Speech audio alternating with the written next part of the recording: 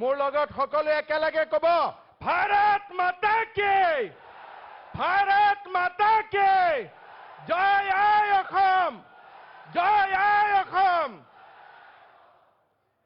অসমৰ সন্মানীয় মুখ্যমন্ত্ৰী সৰ্বানন্দ সোণোৱাল ডাঙৰীয়া যাৰ নেতৃত্বত 3টা বছৰে ভাৰতীয় জনতা পাৰ্টিয়ে দুপে অসমৰ সীমাই গাঁৱে গাঁৱে সংগঠন প্ৰতিষ্ঠা কৰিলে তেনে আমাৰ ৰাজ্যিক সভাপতি ৰঞ্জিত দাস ডাঙৰীয়া ভাৰতীয় জনতা পাৰ্টিৰ প্ৰাক্তন সভাপতি ৰাষ্ট্ৰীয় সম্পাদক ৰমেন ডেকা ডাঙৰীয়া প্ৰাক্তন সভাপতি ৰাজেন গোহাঁই ডাঙৰীয়া সিদ্ধাৰ্থ ভট্টাচাৰ্য ডাঙৰীয়া নাৰায়ণ বৰকটকী ডাঙৰীয়া মঞ্চত উপবিষ্ট ভাৰতীয় জনতা পাৰ্টিৰ মোৰ সতীৰ্থ মন্ত্ৰীসভাৰ সদস্যসকল গুৱাহাটী লোকসভা সমষ্টিৰ সংসদ সদস্য কুইন ওজা ডাঙৰীয়ানীকে আদি কৰি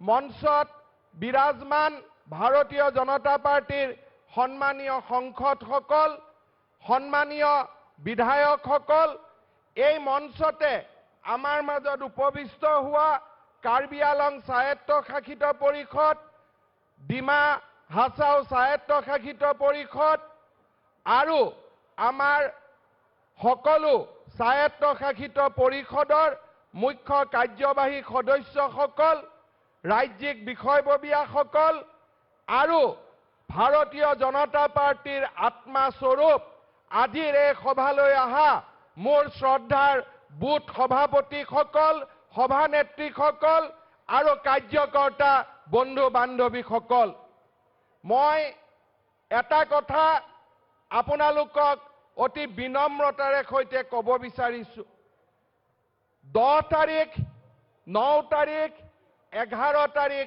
12 তাৰিখ 13 তাৰিখ সেই দিনকেইটাত বহি আমি কল্পনা কৰিব পৰা নাছিলো যে 2 জানুৱাৰীত 1 লাখ ভাৰতীয় জনতা পাৰ্টিৰ বুথ সভাপতি আৰু কাৰ্যকৰ্তাসকল গুৱাহাটীত আহি সমবেত হ'ব আজি কোনোবাই যদি 10 আৰু 11 ডিচেম্বৰৰ গুৱাহাটীখন চাই আৰু আজি ভাৰতীয় জনতা পাৰ্টিৰ এই বুথ সভাপতিসকলৰ বৈঠক চাই তেতিয়ালে মই আৰু একো শব্দ ক'ব নালাগে আন্ধাৰ আৰু আকাশৰ পৰা কলিয়া ডাৱৰ আঁতৰি গ'ল এতিয়া সূৰুজৰ পোহৰে অসমত আকৌ এবাৰ দেখা দিলে অন্ধকাৰৰ কলিয়া ডাৱৰ আজি আৰু অসমৰ আকাশত নাই শ্ৰদ্ধাৰ ৰাইজ শ্ৰদ্ধাৰ বুথৰ সভাপতিসকল কাৰ্যকৰ্তাসকল এই এমাহৰ ভিতৰতে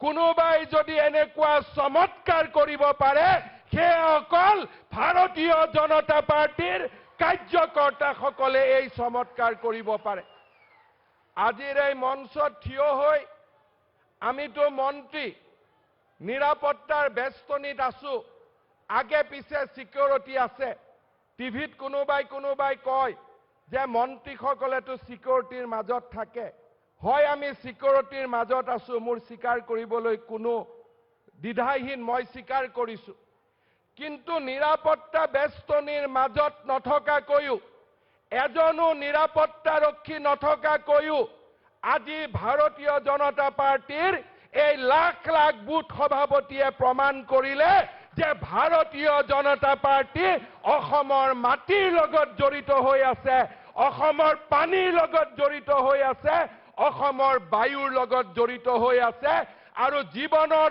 শেষ মুহূৰ্তলৈকে চন্দ্ৰ সূৰ্য থকালৈকে ভাৰতীয় জনতা পাৰ্টিক কোনেও অসমৰ মাটি পানী আৰু বায়ুৰ পৰা একাখৰীয়া কৰিব নোৱাৰিব এয়া আজিৰ জনসভাই প্ৰমাণ কৰি দিলে আজিৰ এই মুহূৰ্তত থিয় হৈ মই বিশেষকৈ উজনি অসমৰ ভাৰতীয় জনতা পাৰ্টিৰ কাৰ্যকৰ্তাসকলৰ ওচৰত বিনম্ৰ প্ৰণাম আৰু নমস্কাৰ জনাইছো যি এক ভীষণ পৰিৱেশৰ মাজত আপোনালোকে ভাৰতীয় জনতা পাৰ্টিক ধৰি ৰাখিলে সংগঠন শক্তিশালী কৰিলে আজি আমি সকলোৱে আমাৰ উজনি অসমৰ প্ৰতিগৰাকী কাৰ্যকৰ্তাৰ ওচৰত বিনম্ৰভাৱে অভিনন্দন আৰু শ্ৰদ্ধা জনাইছো।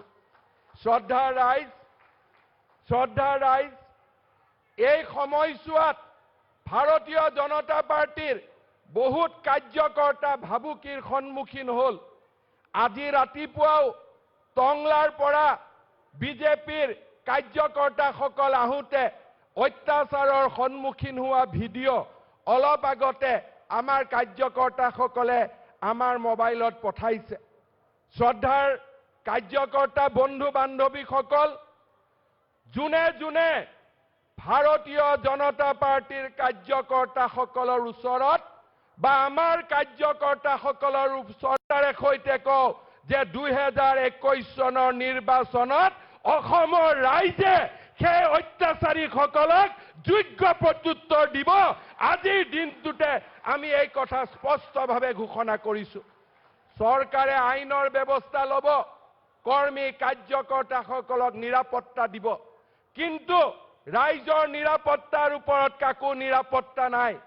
যেনেকে চন্দ্ৰ আৰু সূৰ্যৰ পোহৰ লৈ আমি জীয়াই থাকো, ৰাজ্যৰ আশীৰ্বাদ লৈ, ৰাজ্যখনৰ 3 কোটি জনগণৰ আশীৰ্বাদ লৈ আমি জীয়াই থাকো।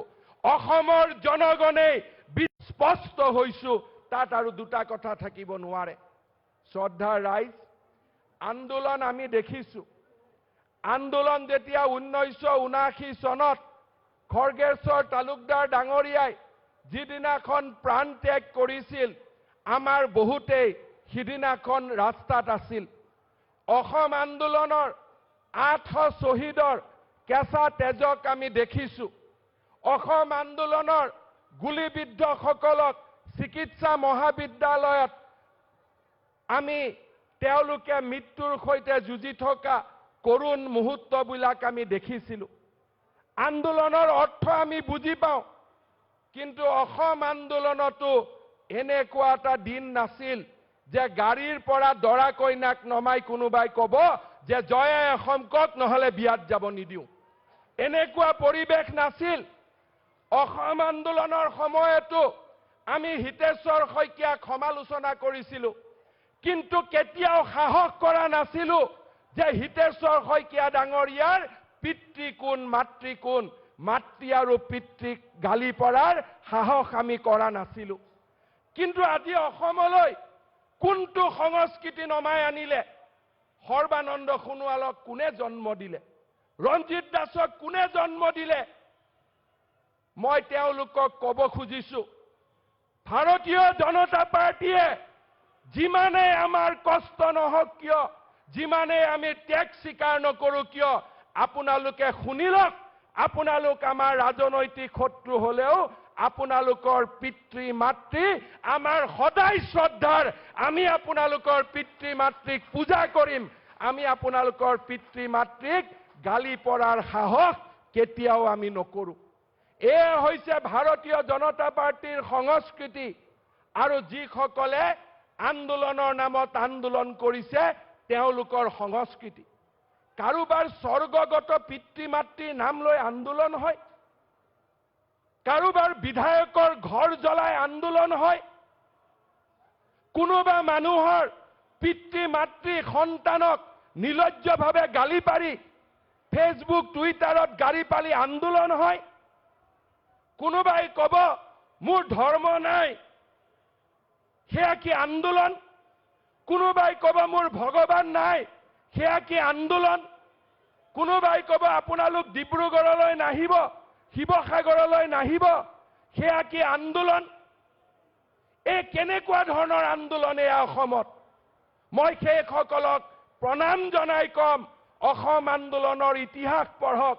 অসম আন্দোলনে বিশ্বত যদি শক্তিশালী আন্দোলন ৰূপে প্ৰতিষ্ঠা হৈছিল, তাৰ কাৰণ আছিল অসম আন্দোলনৰ অহিংসাৰ স্বৰূপ, সহিষ্ণুতাৰ স্বৰূপ আৰু মানুহক ভাল পাবলৈ শিকোৱা স্বৰূপ।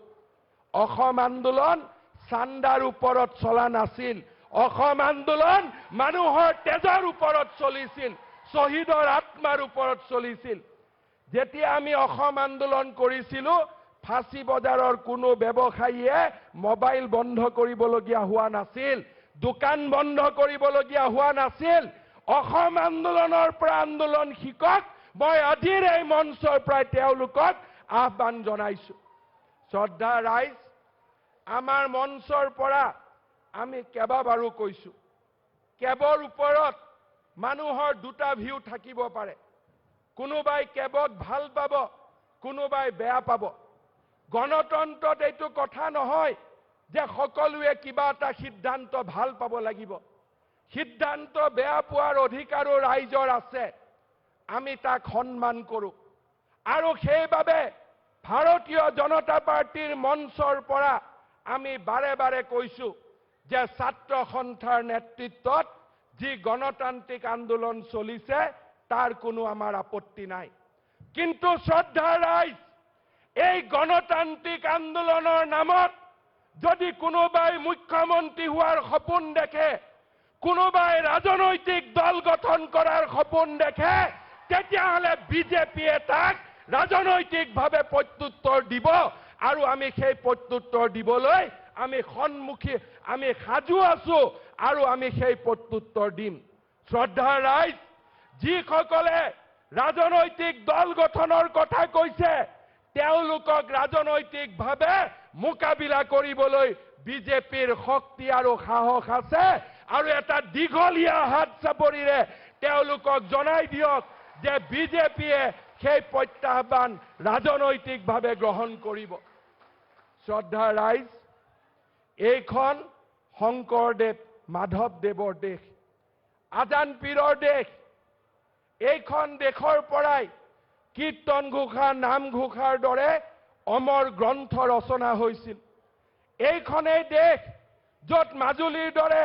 আধ্যাত্মিকতাৰ কেন্দ্ৰ আছে য'ত কামাখ্যাৰ দৰে মন্দিৰ আছে এইখনেই দেশ যিখন দেশৰ পৰা কৃষ্ণই ৰুক্মিণীক বিয়া কৰাইছিল এইখনেই দেশ যিখন দেশত উষা অনিৰুদ্ধৰ বিয়া হৈছিল আৰু এইখনেই দেশ যিখন দেশত ভাৰতীয় দৰ্শন সভ্যতা সংস্কৃতি আজি 5000 বছৰে বৈ আছে কোনোবাই যদি কয় যে ভগৱান নাই মই ভগৱান নামানো আজিৰ মঞ্চৰ পৰাই আমি কৈছো আমি ভগৱান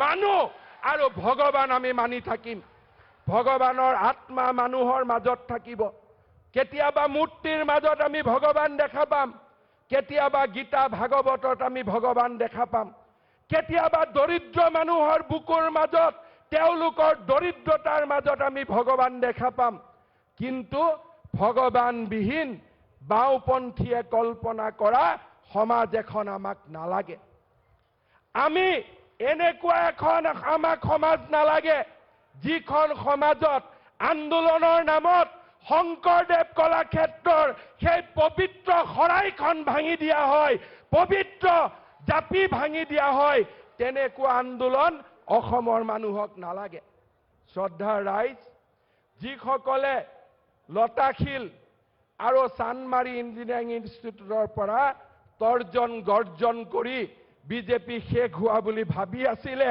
তেওঁলোকক মই কওঁ যে লতাশিল যদি কেঁচুৱা এইখন ফিল হৈছে পিতামহ ইমান ডাঙৰ আৰু ইমান পাৰ্থক্য গতিকে কৰি আছে তেওঁলোকক আমি কম যে এয়া মাত্ৰ বিজেপিৰ বুথৰ সভাপতিসকলহে কাৰ্যকৰ্তাসকল ঘৰত বহিয়ে আছে সেইটোতো এটা বেলেগ যিসকলে ইমান দিনে কৈ আছিলে যে ক'ত বিজেপি মোক মাজে মাজে প্ৰশ্ন কৰে যে হিমন্ত বিশ্ব শৰ্মা কি হল 10-11 তাৰিখে মোক প্ৰশ্ন কৰিছিলে মই এটাই উত্তৰ দিছিলো আপোনালোকে চাই থাকক এইখন যদি নৃত্য নাটিকা তেতিয়ালে নাটকৰ শেষ বিজেপিয়ে কৰিব আৰু বিজেপিৰ হাততে সেইখিনি শক্তিশালী আছে শ্ৰদ্ধা ৰাইজ কেবৰ প্ৰশ্ন আহিছে অসম চুক্তিৰ প্ৰশ্ন আহিছে অসমৰ জনসাধাৰণক মই অতি বিনম্ৰতাৰে সৈতে কেইটামান কথা ক'ব বিচাৰিছিলো যিদিনাখন শহীদ খৰ্গেশ্বৰ তালুকদাৰে মৃত্যুবৰণ কৰিছিল তেওঁ যদি জানিলেহেঁতেন যে আছুৱে 71 চনত চহী কৰিব তেওঁ মৃত্যুবৰণ কৰিলেহেঁতেন নেকি? কোনোবাই কয় কৰিলেহেঁতেন নেকি? কৰিলেহেঁতেন নেকি? যদি অসম আন্দোলনৰ 850 জন শ্বহীদে জানিলেহেঁতেন যে প্ৰফুল্ল মহন্তই 71ৰ চহী কৰিব আৰু অসমৰ মুখ্যমন্ত্ৰী হ'ব, কোনোবা মাতৃয়ে তেওঁৰ সন্তানক নহয় 51 চনক 71 কৰা, সেয়া কি বিশ্বাসঘাতকতা নহয়? আজি মই এই মঞ্চৰ পৰা প্ৰশ্ন কৰিব খুজিছো। আৰু বিশ্বাসঘাতকে আমাক বিশ্বাসঘাতক ক'ব? বিশ্বাসঘাতকে আমাক বিশ্বাসঘাতক ক'ব? প্ৰফুল্ল কুমাৰ মহন্ত ডাঙৰীয়া, আজিৰ সভাৰ পৰাই ক'লো যে বৰহমপুৰত এইবাৰ আপুনি হাৰিব। বৰহমপুৰৰ ৰাইজে আপোনাৰ বিশ্বাসঘাতকতাৰ এইবাৰ প্ৰতিশোধ ল'ব। শ্ৰদ্ধাৰ ৰাইজ, 85 চনত আমাৰ বুথৰ কাৰ্যকৰ্তাসকলে শুনিব, অসম চুক্তিৰ কথা কয় যে বিজেপিয়ে অসম চুক্তিক নোহোৱা কৰিলে, অসম চুক্তিক বিজেপিয়ে না বুলি ক'লে। মই প্ৰশ্ন কৰিব খোজো, আমাৰ সকলোৱে শুনিব মন কৰি। 85 চনত অসম চুক্তি স্বাক্ষৰিত হ'ল। তাত কি লিখা আছিলে? 51টো লিখা নাই, 71 লিখা আছিলে। কি লিখা আছিলে? যে 71ৰ পিছত অহা বিদেশীসকল বহিষ্কাৰ কৰা হ'ব। বয়সত বহুত ডাঙৰ ছাত্ৰ সন্থাৰ উপদেষ্টা সমুজ্জ্বল কুমাৰ ভট্টাচাৰ্য ডাঙৰীয়াই কয় যে সেই সময়ত এইখনেই আটাইতকৈ ভাল চুক্তি আছিল। ঠিক আছে, মানি ললো, সমুজ্জ্বল দা আপুনি মোতকৈ ডাঙৰ, আপুনি মোৰ সন্মানৰ পাত্ৰ, আপোনাৰ হাতত ধৰি আমি আঁচু কৰিছিলো, গতিকে আপোনাৰ কথা মানি ললো। কিন্তু 87 চনত যেতিয়া ৰাজীৱ গান্ধী আৰু প্ৰফুল্ল কুমাৰ মহন্তই নাগৰিকত্ব আইনৰ সংশোধন কৰিলে, কৰি পেলাই কি ক'লে? যে বাংলাদেশী ল'ৰা ছোৱালী ভাৰতীয় হ'ব। এনেকুৱা দেশ ক'বাত আছে নেকি যে বাংলাদেশী ল'ৰা ছোৱালী আহি পেলাই ভাৰতীয় হ'ব? নাগৰিকত্ব আইনৰ সংশোধন হ'ল। আপোনালোকক এখন আমি লিফলেট দিছো, আপোনালোকে পঢ়িব। 87 চনত প্ৰথম নাগৰিকত্ব আইনৰ সংশোধন হ'ল। ৰাজীৱ গান্ধী আৰু প্ৰফুল্ল কুমাৰ মহন্ত ডাঙৰীয়াই ক'লে যে বাংলাদেশী ল'ৰা ছোৱালী ভাৰতীয় হ'ব। চুক্তিটো সেইদিনাখনেই শেষ। 71ত সোমোৱা মানুহটো 20 বছৰ পিছত মৰি যাব, 30 বছৰ পিছত মৰি যাব, 50 বছৰ পিছত মৰি যাব। কিন্তু ল'ৰা ছোৱালী যিজনে 12টা 14টা সন্তান জন্ম, কিয়? তেতিয়া বিজেপি নাছিল, কংগ্ৰেছ আছিল। কংগ্ৰেছৰ বিপক্ষে আন্দোলন কৰিব ভয় লাগে। সোণোৱাল ডাঙৰীয়া আছুত আছিল, মৰম কৰে, আন্দোলন কৰিছিল, আন্দোলনকাৰীসকলক মৰম কৰে, এনেকে তেওঁলোকে ভাবি আছিলে যে সোণোৱালৰ দিনত আন্দোলন কৰিব ভাল, কিন্তু তৰুণ গগৈ প্ৰফুল্ল মহন্তৰ দিনত আন্দোলন কৰিব বেয়া, কাৰণ প্ৰফুল্ল মহন্তই যে পোনে পোনে গুপ্ত হত্যা কৰি দিয়ে। সেইকাৰণে নহ'ল।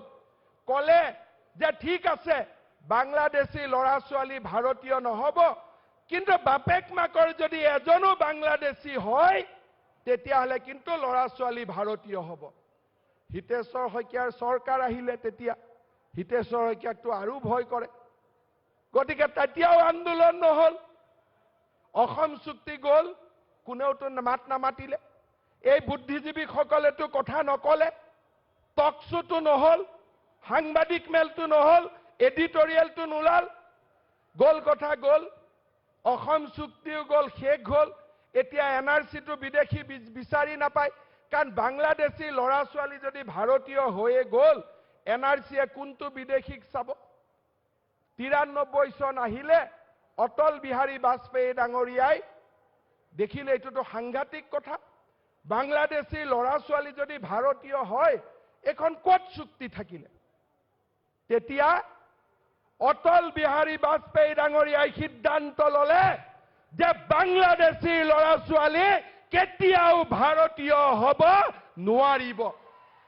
এই সিদ্ধান্ত কোনে ল'লে? অসম চুক্তিৰ আত্মা কোনে উভতাই দিলে? অসম চুক্তিৰ আত্মা উভতাই দিলে আমাৰ নেতা অটল বিহাৰী বাজপেয়ী ডাঙৰীয়াই আজি যদি অসমত অসম চুক্তিৰ অলপ হলেও কিবা প্ৰাসংগিকতা ৰৈ গৈছে তাৰ কৃতিত্ব কেৱল মাত্ৰ অটল বিহাৰী বাজপেয়ী ডাঙৰীয়াৰ ভাৰতীয় জনতা পাৰ্টি তিনিবাৰকৈ কেব সংশোধন হল আন্দোলন নহল এতিয়া 2014 চনৰ আগত অহা হিন্দু লোকক যেতিয়া নাগৰিকত্ব দিয়াৰ কথা হল হিন্দু বুলিলেই কিছুমান মানুহৰ গাত কি উঠে খজুৱতি আৰম্ভ হয় যে হিন্দু কেনেকে হ'ব মুছলমান কিয় নহব আৰে মুছলমান সকল ভাৰতত আছে তেওঁলোকক আমি বিদেশী কৰিব খোজা নাই কৰিব নোখোজো কিন্তু বাংলাদেশ পাকিস্তানত মুছলমান সকল ধৰ্মীয় উন্মাদনাৰ বলি কেনেকে হ'ব তাততো কোৰানেই দেশৰ পবিত্ৰ গ্ৰন্থ ইছলামেই পবিত্ৰ ৰাষ্ট্ৰ তাত কেনেকে সেইখন দেশত মুছলমান সকল ৰিলিজিয়াছ পাৰসিকিউশন হ'ব কংগ্ৰেছ দলে কলে যে কেব আমি মানিম যদি হিন্দুৰ লগত মুছলমান সকলৰো নাম সোমাই থাকে কংগ্ৰেছে কিয় আজি আন্দোলন কৰি আছে মানুহে ভাবিছে যে আছুক সমৰ্থন দিছে আপোনালোকে ভুল নকৰিব ৰাহুল গান্ধী ৰণদীপ সিং সূৰ্যেৱালা সংসদত তেওঁলোকৰ ভাষণ শুনিব কেবক লৈ কংগ্ৰেছ সবৰ নাম সোমালে যদি মুছলমানৰ নামটোনো কিয় বাদ পৰি দিলে আন তেওঁলোকৰ অশান্তি তাতে তেওঁলোকে কতো আন্দোলনক সমৰ্থন কৰা নাই কিন্তু অসমত তেওঁলোকে পকাই কয় আমি কেবক বিৰোধিতা কৰিছো কোনো সাংবাদিকে প্ৰশ্ন কৰা নাই যে কেবক আপোনালোকে কিয় বিৰোধিতা কৰিছে সংসদত কিন্তু তেওঁলোকে কলে যে আমি মুছলমানৰ নাম সোমোৱা নাই কাৰণেহে আমি কেবক বিৰোধিতা কৰিছো তাৰ মানে কংগ্ৰেছে কি কৰিব খুজিছে যে 2014 আগত থকা বাংলাদেশৰ পৰা আহা গোটেই মুছলমান সকলকো ভাৰতীয় কৰিব খুজিছে কিন্তু আমাৰ মানুহে কৈ আছে নাই তৰুণ গগৈ মোৰ খুৰা তৰুণ গগৈ মোৰ বৰদেউতা তেওঁ কিন্তু বৰ ভাল আৰে তৰুণ গগৈ কি কৈ আছে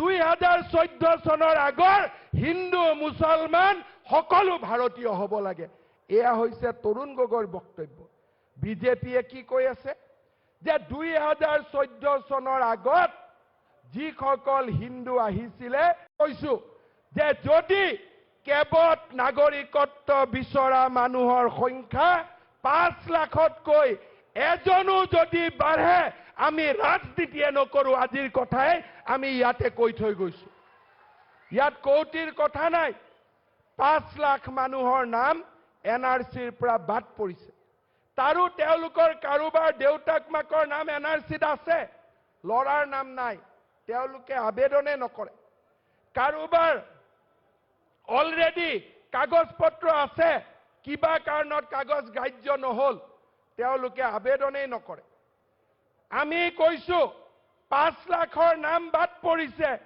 কিন্তু ম্যাক্সিমাম যদি অসমত নাগৰিকত্ব বিচাৰে 3.5 লাখ 4 লাখতকৈ এজন মানুহ নাবাঢ়ে এই কথা আপোনালোকৰ হৃদয়ত লৈ যাওক মুখ্যমন্ত্ৰী ডাঙৰীয়াই কৈছে নগণ্য সংখ্যক মানুহ আৰু মই কৈছো কোনো মানুহৰ নাম ইয়াত নাহে এই কথা আপোনালোকে হৃদয়ত লিখি লৈ যাওক এতিয়া প্ৰশ্ন হল এই 3.5 লাখ মানুহ কিয় আহিলে এই 3.5 লাখ মানুহক কি আমি আনিছো নেকি বিজেপি আনিছে নেকি 2014 চনৰ ডিসেম্বৰ মাহ কাট অফ ইয়াৰ এই মানুহবোৰ কেতিয়াৰ কোনোবা 72ত আহিছে কোনোবা 73ত আহিছে কোনোবা 85ত আহিছে কোনোবা 92ত আহিছে কৈছে আমাৰ মাটিত আহি যাব আৰে কৰ পৰা আহিব তেওঁলোকে তো ঘৰ বাৰী বিয়া চাকৰি বাকৰি কৰি আছে এজনটো মালো বুলি তেখেত বিধায়ক 2014 আৰু 1972 চনৰ ভিতৰত অহা মানুহ কাৰোবাৰ ইয়াত ককাও হল নাতিও হল লৰা ছোৱালীও হল আমি নতুন মানুহ আহিব খোজা নাই এতিয়া মোক কৈছে 2014 কিয় 2014 এই কাৰণেই যে নৰেন্দ্ৰ মোদী ডাঙৰীয়া 2014 ভাৰতৰ প্ৰধানমন্ত্ৰী হল আৰু নৰেন্দ্ৰ মোদী ভাৰতৰ প্ৰধানমন্ত্ৰী হোৱাৰ পিছত বাংলাদেশৰ সীমান্ত দি কোনো এজন বিদেশী মানুহ আহিব পৰা নাই, তাক আমি বিশ্বাস কৰোঁ। সোণোৱাল ডাঙৰীয়া মুখ্যমন্ত্ৰী হোৱাৰ পিছত অসমত এজনো বিদেশী আহিব পৰা নাই, তাক আমি বিশ্বাস কৰোঁ। হিন্দু বিদেশী কিয়? কাৰণ মোদী ডাঙৰীয়াই বাংলাদেশক কৈ দিছে যে হিন্দুৰ ওপৰত অত্যাচাৰ নহব। বাংলাদেশৰ ঢাকেশ্বৰী মন্দিৰে আজি নতুনকৈ মাটি পাইছে, মন্দিৰ দুগুণকৈ ডাঙৰ হৈছে। কেতিয়া হৈছে? নৰেন্দ্ৰ মোদী ভাৰতৰ প্ৰধানমন্ত্ৰী হোৱাৰ পিছত। আজি আমাৰ দুৰ্ভাগ্য, এই কংগ্ৰেছৰ শাসনকালত কংগ্ৰেছে যদি বাংলাদেশত হিন্দুসকলক নিৰাপত্তা দিব পাৰিলেহেঁতেন, আজি আমি এই সমস্যাৰ সন্মুখীন নহলোহেঁতেন। আজি এই মানুহ এজনো আমি অনা নাই। সকলোৱে মনত লৈ যাওক, ৰাইজক ক'ব, আজি যদি অসমে সমস্যাৰ মাজেৰে বাস কৰিছে, ইয়াৰ একমাত্ৰ দায়ী হৈছে কংগ্ৰেছ দলৰ সোপাঢিলা নীতিৰ কাৰণে আজি আমি এই পৰিৱেশৰ মোকাবিলা কৰিবলগীয়া হৈছে। আজি 2014ৰ পিছত এজনো লোক নাহে। 2014ৰ পিছত কোনো লোক নাহে। চাহ বাগিচাত এজন মানুহো নাযায়। উজনি অসমত নতুনকৈ এজন মানুহো নাযায়। কোনোবাই যদি আমাক দেখুৱাই দিয়ে যে উজনি অসমত নতুনকৈ এটা পৰিয়ালো উঠি গৈছে, তাৰ বিৰুদ্ধেও আমি দৃষ্টান্তমূলক পদক্ষেপ ল'ম, সেই কথা আজি আমি ইয়াত ঘোষণা কৰিছোঁ। কোনো এজনো নতুন মানুহ নাহে, এডোখৰ মাটিও কাৰো নাযায়। আৰু আজিৰ পৰা 2014 চনৰ আগৰ মানুহৰ কথা আমি কৈছোঁ। মোদী ডাঙৰীয়াই শাসনভাৰ লোৱাৰ পিছত এজনো বিদেশী হিন্দু নাগৰিক আমি ইয়াত আহিব দিয়া নাই, কাৰণ বাংলাদেশতে তেওঁলোক আজি সুৰক্ষিত হৈ আছে। বাংলাদেশত আছে 1,30,00,000 হিন্দু মানুহ। এতিয়া অসমত আহিবৰ কাৰণে কি ফটাফট বাচ্চা জন্ম কৰি ল'ব নেকি যে অসমত আহিব লাগে? অসমত আহিব লাগে, গতিকে ফটাফট 1 কোটি বাচ্চা জন্ম কৰ আৰু আহি যাওঁ, এনেকুৱা কথা হ'ব পাৰে নেকি? বোলে কোটি কোটি বাংলাদেশী আহিব, এখন ট্ৰাকত 20 জন মানুহ ধৰে, কোটি কোটি আহিবৰ কাৰণে 10 লাখ মান ট্ৰাকো লাগিব। ইমান ট্ৰাক আছে নেকি অসমত? অসম চুক্তিৰ 6 নম্বৰ দফা ৰূপায়ণ, জনজাতীয় লোকসকলৰ নিৰাপত্তা, চাহ বাগিচাৰ জনসাধাৰণৰ অৰ্থনৈতিক বিকাশ আৰু জাতি ধৰ্ম বৰ্ণ সম্প্ৰদায়ৰ সমন্বয়ৰ মাজেৰে বটদ্ৰৱাৰ দৰে জাগাৰ পৰা, কাজিৰঙাৰ দৰে জাগাৰ পৰা অবৈধ বাংলাদেশীক উচ্ছেদ কৰি এই অসমখনক আজি খিলঞ্জীয়াৰ অভেদ্য দুৰ্গৰূপে প্ৰতিষ্ঠা কৰিছে।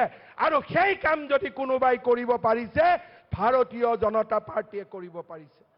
শ্ৰদ্ধাৰ ৰাইজ, বুথৰ কাৰ্যকৰ্তাসকল, বিশ্বাস আছেনে নাই 100টা জিকিব পাৰিম বুলি? আছেনে নাই? যদি সকলোৰে বিশ্বাস আছে 100টা আমি শ্ৰদ্ধাৰ ৰাইজ, ভাৰতীয় জনতা পাৰ্টীৰ চৰকাৰখনে যোৱা 3.5 বছৰত সীমাহীন উন্নয়নৰ কাম কৰিছে। 2001 চনৰ পৰা অসমৰ মন্ত্ৰী হোৱাৰ মোৰ সৌভাগ্য হৈছিল। কিন্তু যোৱা 3টা বছৰত, যোৱা 3.5 বছৰত অসমলৈ যি বিকাশৰ গংগা বৈছে, সেই বিকাশৰ গংগা আমাৰ জাতিটোৱে কেতিয়াও স্পৰ্শ কৰিব পৰা নাছিল, তাক মই নিশ্চয়তাৰে সৈতে ক'ব পাৰোঁ। আমি আমাৰ কাৰ্যকালত 21 লাখ ল'ৰা ছোৱালীয়ে বিনামূলীয়াকৈ কলেজত এডমিশ্যন ল'লে। 2 লাখ দুখীয়া মানুহৰ গৃহ নিৰ্মাণ হ'ল। 12 লাখ আবাল বৃদ্ধ বনিতাই বৃদ্ধ পেঞ্চন পালে। 3 কোটি অসমৰ জনসাধাৰণে 1 টকীয়া মূল্যত চাউল পালে কৰিলে। আজি যদি কোনোবাই বেংকৰ পৰা পঢ়িবৰ কাৰণে লোন লৈছে, সেই বেংকৰ একাউণ্টতো 50,000 টকা। আৰু কোনোবাই যদি কৃষিৰ বাবে 1 লাখ লোন লৈছে, তাতো 25,000 টকা চৰকাৰৰ। খিলঞ্জীয়াৰ বাবে ভূমি পট্টাৰ ব্যৱস্থা কৰা হ'ল। চাহ বাগিচাৰ ওপৰত থকা উপকৰ প্ৰত্যাহাৰ কৰা হ'ল।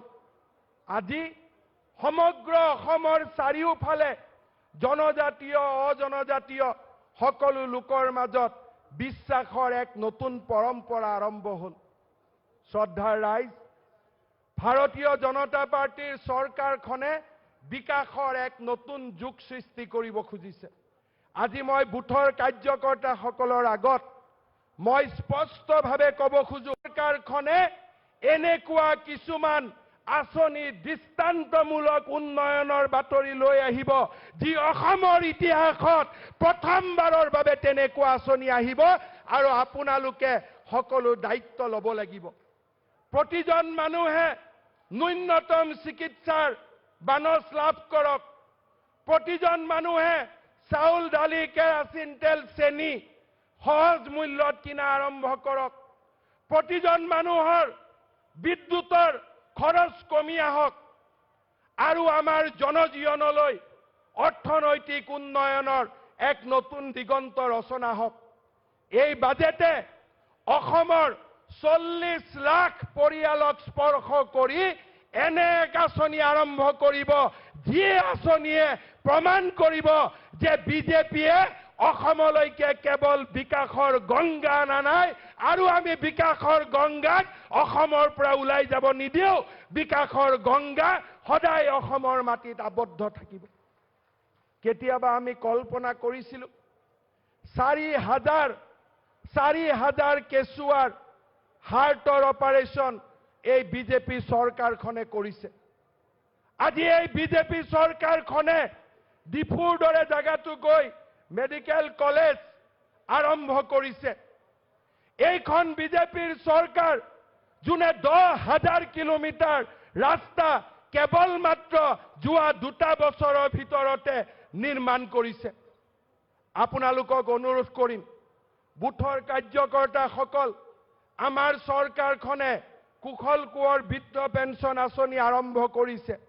ইন্দিৰা মেৰী বিধৱা পেঞ্চনৰ আঁচনি আৰম্ভ কৰিছে। মই আপোনালোকক অনুৰোধ কৰিম, আপোনালোকৰ বুথৰ এজন বৃদ্ধ আৰু বিধৱা মহিলাই যাতে পেঞ্চন পায়, তাৰ দায়িত্ব আপোনালোকে ল'ব লাগিব, আৰু আপোনালোকে সেই দিশত কাম কৰিব লাগিব।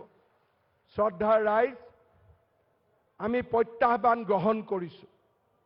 যিসকলে কৈছে যে আমি ৰাজনৈতিক দল গঠন কৰিম, যিসকলে কৈছে যে বিজেপিক আমি পৰাস্ত কৰিম, এই 1 লাখ ভাৰতীয় জনতা পাৰ্টিৰ কাৰ্যকৰ্তাৰ সন্মুখত আমি সকলোৱে বিনম্ৰতাৰে শপত খাইছো, দিনে নিশাই অসমৰ জনগণৰ বাবে আমি কাম কৰিম। জীৱনৰ সৰ্বোচ্চ অসমৰ জনগণৰ বিকাশৰ বাবে আমি কাম কৰিম, আৰু বিকাশ আৰু উন্নয়নৰ মাজেৰে আমি অসমখনক ভাৰতৰ 5খন শক্তিশালী ৰাজ্যৰ এখন হিচাপে আমি প্ৰতিষ্ঠা কৰিম। এয়া হৈছে আমাৰ সংকল্প। শ্ৰদ্ধাৰ ৰাইজ, যোৱা এমাহত যি ঘটনা ঘটি গ'ল, সেই ঘটনাই কেতিয়াবা মোক বাকৰুদ্ধ কৰি তোলে।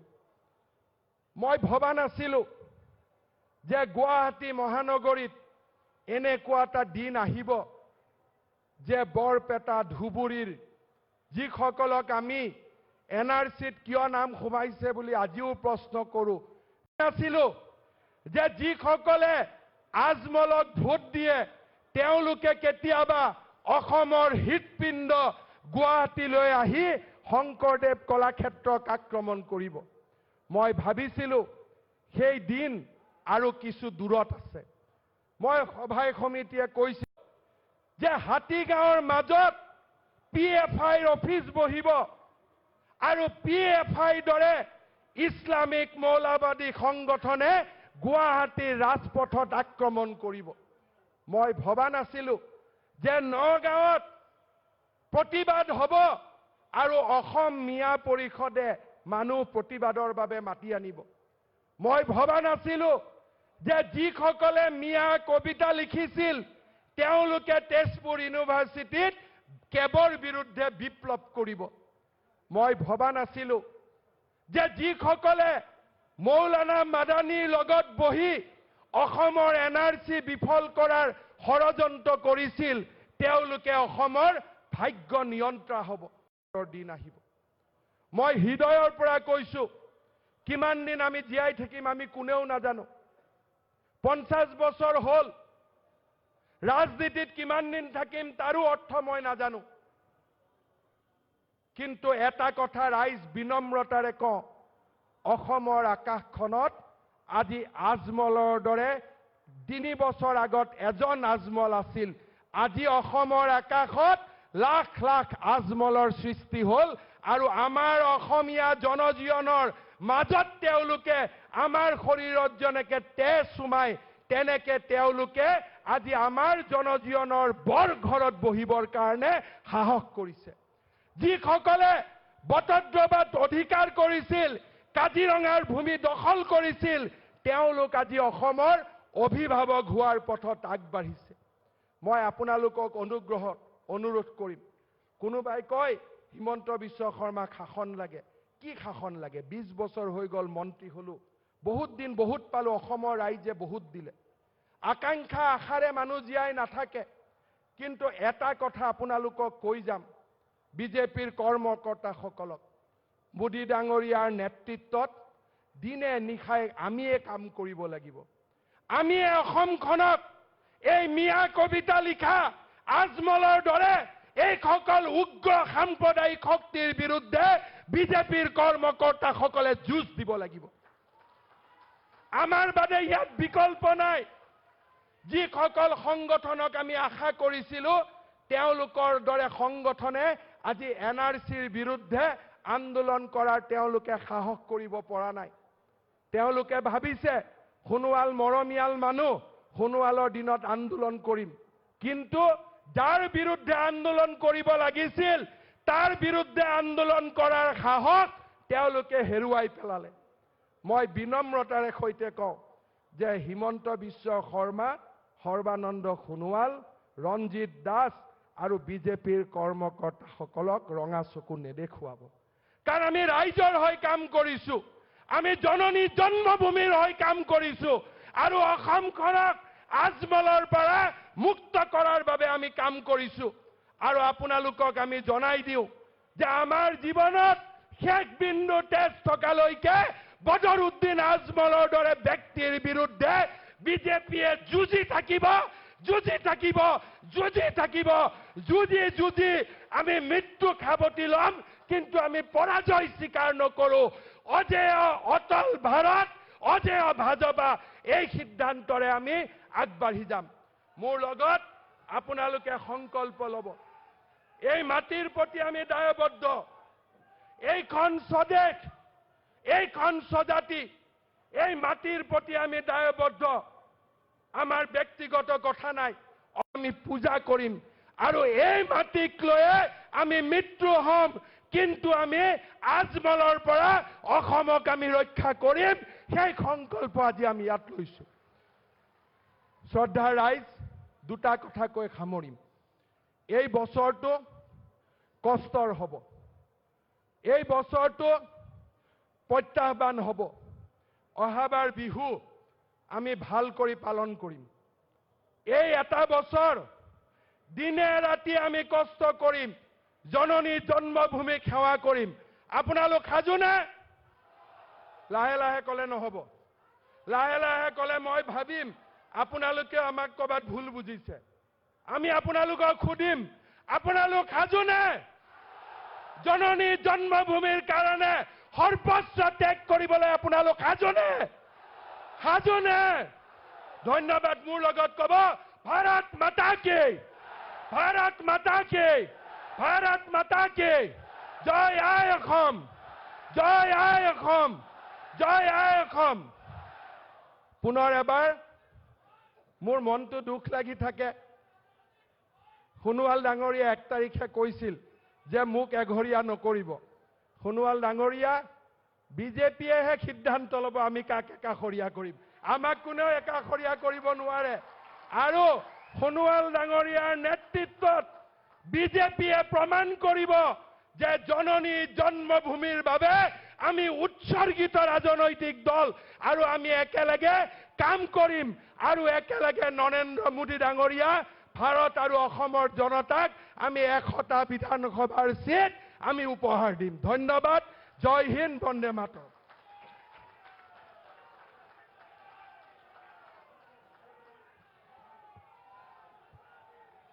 বিৰামহীন কৰ্মৰে অনুপ্ৰেৰণা যোগোৱা ডক্টৰ হিমন্ত বিশ্ব শৰ্মা ডাঙৰীয়াক আমি আন্তৰিক ধন্যবাদ আৰু কৃতজ্ঞতা জ্ঞাপন কৰিছোঁ। আমাৰ মাজত